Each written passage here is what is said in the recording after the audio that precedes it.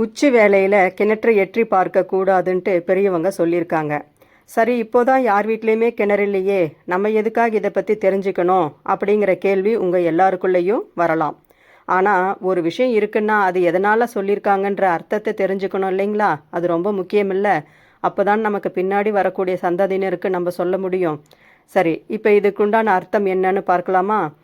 அதாவது ரொம்ப நாள் யூஸ் பண்ணாமல் இருக்கக்கூடிய பாலடைந்த கிணறு இருக்குது இல்லைங்களா? அந்த கிணறுல ஆட்டோமேட்டிக்காக வாயுக்கள் உருவாகி இருக்கும். அது விஷவாயுவாகவும் இருக்கும். அதில் இருக்கக்கூடிய குப்பைகள் இதெல்லாம் மக்கி அதனால் அந்த விஷவாயு அதில் உருவாகி இருக்கும். அப்போது உச்சி வேளையில் சூரிய ஒளி நேரடியாக கிணற்றுக்குள்ளே படும் பொழுது அந்த வாயுக்கள் ஆவியாகி மேல் நோக்கி வரும். அந்த டைமில் நம்ம எட்டி பார்க்கும் பொழுது அந்த காற்றை நாம் சுவாசிக்கக்கூடிய ஒரு சந்தர்ப்பம் வந்து விடுகிறது. அந்த டைமில் நம்ம அதை சுவாசிக்கும் பொழுது நமக்கு மூச்சு திணறல் ஏற்படலாம், நினைவாற்றல் போகலாம், மயக்கம் வரலாம், அல்லது சித்த பிரம்மை பிடிக்கக்கூடிய ஒரு அமைப்பை உருவாக்கி விட்டுடும். அதுதான் அந்த கிணத்துக்குள்ளே பேய் இருக்குது, பேய் பிடிச்சிருச்சுன்னு சொல்லுவாங்க.